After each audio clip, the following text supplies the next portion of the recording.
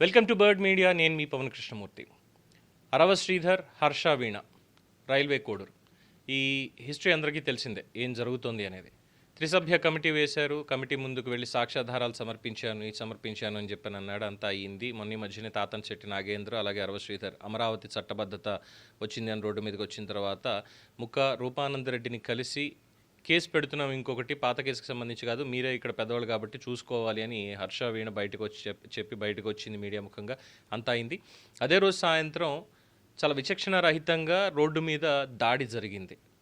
లాఠీ తీసుకుని కొట్టారు. సరే, అక్కడ చాలా డిఫరెంట్ ఒపీనియన్స్ అనేవి వినిపిస్తున్నాయి. ఏంటంటే తను పవన్ కళ్యాణ్ గారిని అలాగే పార్టీ నేతల్ని ఇష్టం వచ్చినట్టు దుర్భాషలాడింది అని, బూతులు తిడుతోంది అని, తప్పుడు మాటలు మాట్లాడుతుంటే ఇక ఆ కోపంలోనే తాతంశెట్టి నాగేంద్ర లాఠీ తీసుకుని కొట్టారు అని చెప్పి ఒక వాదన అయితే, ఇంకో వాదన దగ్గరకు వచ్చేసరికి కనిపిస్తే చాలు అరవ శ్రీధరే పక్కన ఉండి అదిగో వచ్చింది అని చెప్పి ఆయన ఎగేసి మరి చేశాడు అని చెప్పి ఇంకొకళ్ళు అంటున్నారు. మరి ఏది నిజం అనేటువంటిది బయటికి రావాల్సినటువంటి అంశం ఉంది. అయితే అక్కడ అది పక్కన పెడితే ఓవరాల్గా ఈ ఎపిసోడ్ ఇప్పుడు జనసేన తెలుగుదేశం పార్టీకి డ్యామేజ్ చేస్తోంది.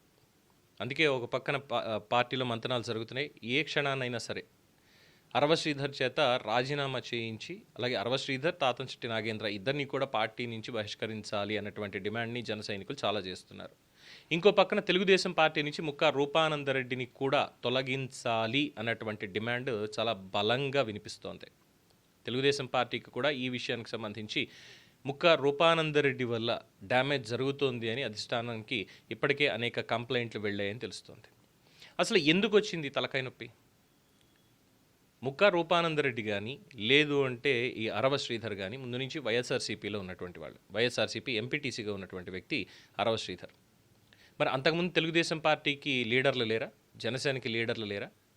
జనసేనకు సంబంధించి ఈవెన్ ప్రజారాజ్యం సమయం నుంచి కూడా రైల్వే కోడూరుకి ఒక డాక్టర్ గారు, sorry I forgot his name, కరెక్ట్గా తెలియలేదు, ఒక డాక్టర్ గారు చాలా బలంగా పనిచేసేవాళ్ళు.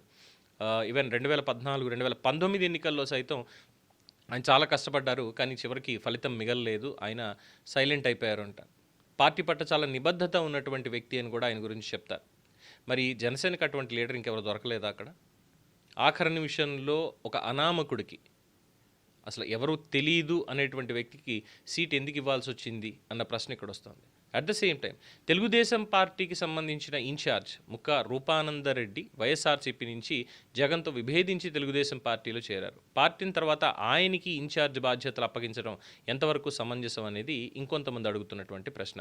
సరే, అప్పగించారు, ఎన్నికల్లో స్ట్రాటజీలు ఉంటాయి కాబట్టి అధిష్టానాలు నిర్ణయం తీసుకున్నాయి. అక్కడ వరకు వినడానికి బాగానే ఉంది. కానీ జరుగుతున్నటువంటి పరిణామాలు, ప్రమాణ స్వీకారం దగ్గర నుంచి ఇప్పటి వరకు కూడా వాళ్ళిద్దరి మధ్యలో జరిగినటువంటి దానికి ఇక్కడ రెండు పార్టీలకు సంబంధించిన క్యాడర్ ఎందుకు ఇబ్బంది పడాలి? ఎందుకంటే రైల్వే కోడూరులో క్యాడర్ ఏ విధంగా ఇబ్బంది పడుతున్నారు అనే దానికి ఒక చిన్న ఎగ్జాంపుల్ ఇక్కడ చూద్దాం. నరసింహ, రామచెట్టి, తిమ్మాగారపల్లి పంచాయతీ,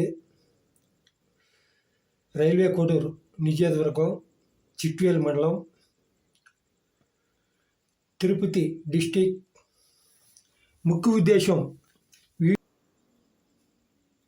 ఇప్పుడు గవర్నమెంట్లో ఆ గవర్నమెంట్ను ఎత్తి పెట్టడానికి గవర్నమెంట్ కరెక్ట్గా పనిచేస్తుంది. మా కోడలు దరిద్రం ఏందో నాకు తెలియదు, కానీ నేను పుట్టి పెరిగి రాజకీయాల్లోకి అడుగుపెట్టినాక ఇంతగా ఈ విధంగా ఎప్పుడు జరగల.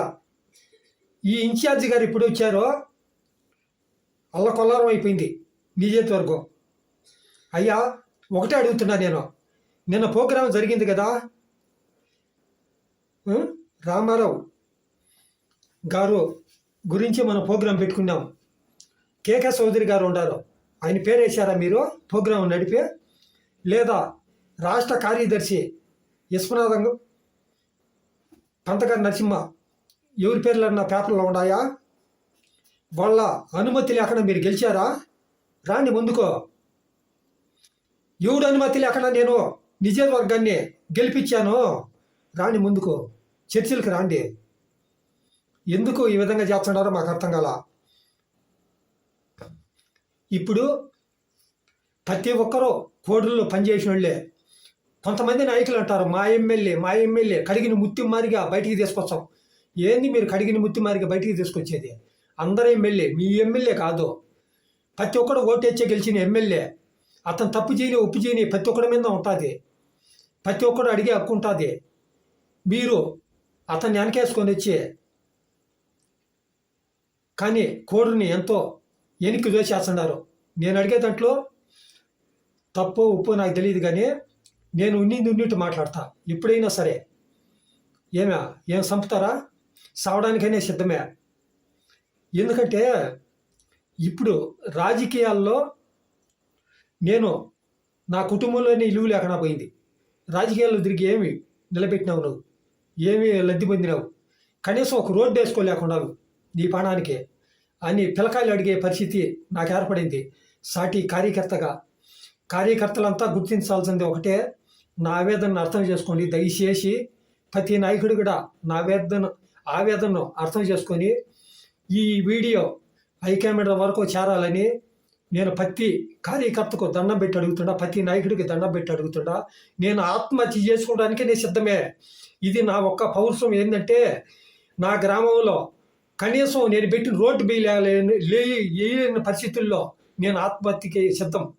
అధికారులు కానీ రాజకీయ నాయకులు కానీ వాళ్ళు ఏమనుకుంటున్నారో నాకు తెలియదు, కానీ ముందుకొచ్చి నా పని నెరవేర్చకపోతే ఆత్మహత్య చేసుకోవడానికి కూడా నేను సిద్ధంగా ఉండా. రూపాయిరెడ్డి గారు ఆలోచన చేయండి. మీరు అడ్డుకోవచ్చు ఈ పొద్దు నా పని. నేను చిన్న కార్యకర్తని. నాకన్నా మీ పంతం దేనే సార్? నేనేమన్నా శత్రువునా? నేను ఒక కార్యకర్తను సార్, టీడీపీ కార్యకర్తను. పార్టీని 30 ఏళ్ళ నుంచి పార్టీని నమ్ముకొని బతుకుతున్న కార్యకర్తను. నేనేమి కోటీశ్వరుని కాదు, పేదవాడిని. నా సొంత కార్యకర్తలే ఏదైనా నాకు ఇబ్బంది కలిగినప్పుడు సహాయం చేసే కార్యకర్తలు కూడా టీడీపీలో ఉండరు సార్. నన్ను అర్థం చేసుకునే కార్యకర్తలు ఉండరు సార్ నాతో పాట. నేను ఎందుకంటే మా నాయకులు కూడా నాకు సహాయం చేసే నాయకులు ఉన్నారు. ఇన్ని రోజులు రాజకీయం చేస్తున్నానంటే వాళ్ళ లబ్ధి పొందే రాజకీయం చేస్తున్నా. మీ లబ్ధి పొంది కాదు. మీ సొత్తు ఒక్క పావలా, ఒక్క వాటర్ ఫ్యాక్టరీ కూడా నేను తాగల సార్ ఇంతవరకు. అర్థం చేసుకొని దయచేసి మీరు ఈ అరాచకాలు ఆపుతారా? ఇంత మామూలుగా కొనమలు సాగిస్తారా? పార్టీ మీద ప్రేమతోనే మాట్లాడుతున్నా ఇవన్నీ. నేను ఎప్పుడైతే కోడరు మీరు అడుగు పెట్టారో అప్పటి నుంచి 3 దోవలు అయిపోయింది కోడరు. చూసారుగా, ఇది తెలుగుదేశం పార్టీకి సంబంధించినటువంటి ఒక కార్యకర్త మనోవేదన. సరే, ఇది కూడా ఒక పక్కన పెడితే ఈ జరుగుతున్నటువంటి డ్యామేజ్ మాట్లాడితే రైల్వే కోడూరులో అభివృద్ధి పథకాలు ఏం జరుగుతున్నాయి, వేటికి శంకుస్థాపనలు జరిగాయి, ఏ వార్డులో ఏం జరుగుతోంది, ఏ మండలంలో ఏం జరుగుతోంది, అక్కడ ఏ పెట్టుబడులు వస్తున్నాయి, ఎంతమందికి ఉపాధి ఉద్యోగ అవకాశాలు దొరుకుతున్నాయి, ఈ వార్తలు రైల్వే కోడూరుకి సంబంధించి ఎక్కడా కూడా రావట్లేదు. గతంలో రైల్వే కోడూరు గురించి మాట్లాడాలి అంటే మంగంపేట బైరటీస్ గనులు లేదంటే ఇతరత్ర ఉన్నటువంటి దానికి సంబంధించి వచ్చేది, దాని గురించి మాట్లాడేవాళ్ళు. సరే, దాంట్లో కూడా వివాదం అనేది పక్కకు పోయింది అనుకుంటే ఇప్పుడు సరికొత్తగా ఈ వివాదం రాష్ట్రం మొత్తాన్ని కూడా ఊపేస్తోంది. ఇద్దరు అధినేతలకి తలకాయ నొప్పి తెచ్చిపెడుతుంది. తెలుగుదేశం పార్టీకి సంబంధించి అసలు కష్టపడినటువంటి వాళ్ళు ఎవరు లేరా గ్రౌండ్లో? విశ్వనాథ నాయుడు గారు అనే వ్యక్తి ఎక్కడున్నారు? గతంలో ఇన్ఛార్జిగా పనిచేసినటువంటి వ్యక్తి. ఆయన తెలుగుదేశం పార్టీ ఇన్ఛార్జిగా అనర్హుడా ఏమన్నా?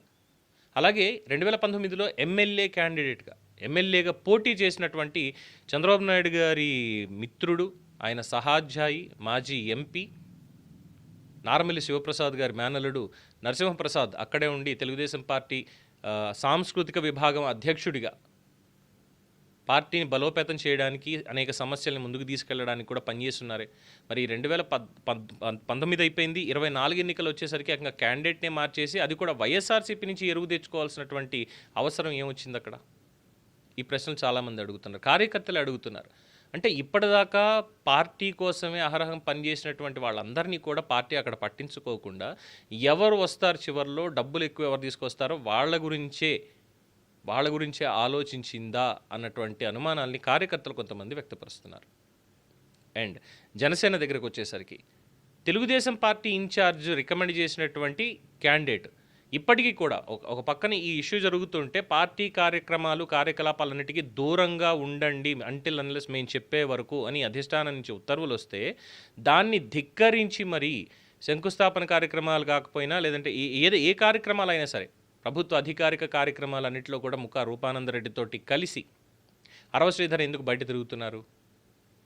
అసలు అరవ శ్రీధర్ తిరుగుతున్నాడా లేదంటే ముక్కా రూపానందరెడ్డి కావాలని చెప్పి అరవ శ్రీధర్ని ఎవరు ఏం చేస్తారులే, పార్టీ నుంచి మన ఎవరు ఏం గంటలేరు, ఏం చెయ్యలేరు అని చెప్పి ఒక కైండ్ ఆఫ్ రెబలిజంతో ఆ పార్టీలు చెప్తాయి ప్రభుత్వం మందే ఉందిగా, మన జోలికి ఎవడు రాడు, మనం తిరుగుదాం పదా అని చెప్పి తీసుకెళ్తున్నారు ప్రతి దాంట్లో హైలైట్ చేయడానికి. కేవలం ముక్కా రూపానందరెడ్డి మాత్రమే కాదు, రూపానందరెడ్డి కుటుంబం, రూపానందరెడ్డి భార్య గారు కావచ్చు లేదంటే కుమారుడు కావచ్చు, ఎందుకని అరవ శ్రీధర్ని మాటి మాటికి పబ్లిక్లోకి వెంటేసుకుని తీసుకెళ్తున్నారు? పార్టీ కార్యకలాపాలు ఎందులో కూడా జోక్యం చేసుకోవద్దు, మీరు సైలెంట్గా ఉండండి అని చెప్పినా కూడా అని కార్యకర్తలు ప్రశ్నిస్తున్నారు.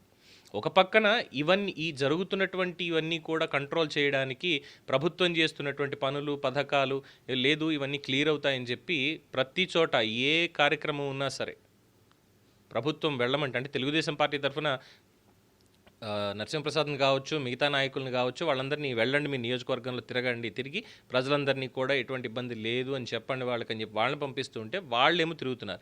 ఇంకో పక్కన జనసేన కార్యకర్తలు వీళ్ళందరూ కలిసికట్టుగా తెలుగుదేశంతో కలిసి వాళ్ళందరూ వెళ్తున్నారు. కానీ ఈ తాతంశెట్టి నాగేంద్ర కావచ్చు, అరవ శ్రీధర్ కావచ్చు లేదంటే ముక్కా రూపానందరెడ్డి అండ్ వాళ్ళకి సంబంధించిన వాళ్ళు కావచ్చు, వీళ్ళు మాత్రం పార్టీల నిర్ణయాలకి అతీతంగా నిర్ణయాలను ధిక్కరించి పార్టీలు వద్దు అన్నా సరే పబ్లిక్లోకి రావద్దు చేయొద్దని చెప్పినా సరే వినకుండా ఇంకా బరితెగింపుగా ముందుకు వెళ్ళడం అనేది అది పార్టీ అధిష్టానాన్ని మాత్రమే కాదు కార్యకర్తల మనోభావాలను కూడా దెబ్బతీయడం కాదా అని కార్యకర్తలు ప్రశ్నిస్తున్నారు. ఇది ఇప్పటికే కాదు, ఇది ఎప్పటికైనా సరే తలనొప్పి. రెండు పార్టీలకి మనుగడకి సంబంధించింది. అంటే తెలుగుదేశం మీద ఆరోపణలు ఏ విధంగా చేస్తున్నారు, జనసేన మీద ఆరోపణలు ఏ విధంగా చేస్తున్నారు, దాన్ని ప్రత్యర్థులు ఏ విధంగా అందిపుచ్చుకొని ఇంకా ప్రతిరోజు అవహేళన చేస్తూ వస్తున్నారు. ఇది పబ్లిక్లోకి ఇంకా వెళ్తోంది, చర్యలు తీసుకోవట్లేదు అంటే డెఫినెట్గా డ్యామేజ్ అవుతున్నట్టే. సో ఆ డ్యామేజ్ కంట్రోల్ ఎలా చేయాలి అనే దాని మీద అధినేతలు కలిసి మాట్లాడుకోబోతున్నారు అని తెలుస్తోంది. త్వరలోనే ఎవరైతే ఈ డ్యామేజ్ చేయడానికి కారణమయ్యారో వాళ్ళందరినీ కూడా పార్టీ నుంచి సస్పెండ్ చేయడం, అట్ ద సేమ్ టైం ఉన్న పదవుల నుంచి రాజీనామా చేసి బయటికి పంపించడమే మార్గం అని చెప్పి చాలామంది వ్యాఖ్యానిస్తున్నారు. మరి కార్యకర్తల కష్టానికి, కార్యకర్తల ఆత్మగౌరవానికి తెలుగుదేశం పార్టీ కానీ జనసేన కానీ మద్దతిస్తాయా, లేదు పక్క పార్టీల నుంచి ఎన్నికల ముందు వచ్చినటువంటి ఇన్ఛార్జికి అతని అనుయాయుడికి అంటే ప్రస్తుత ఎమ్మెల్యే అరవ శ్రీధర్కి వీళ్ళకి కొమ్ము కాస్తాయా? డెసిషన్ అధిష్టానాల దగ్గరే ఉంది. కార్యకర్తల లేదంటే ఈ కళంకితుల వేచి చూడాల్సిందే. దీని మీద మీ అభిప్రాయం తెలియచేయండి. చూస్తూనే ఉండండి ది బర్డ్ మీడియా.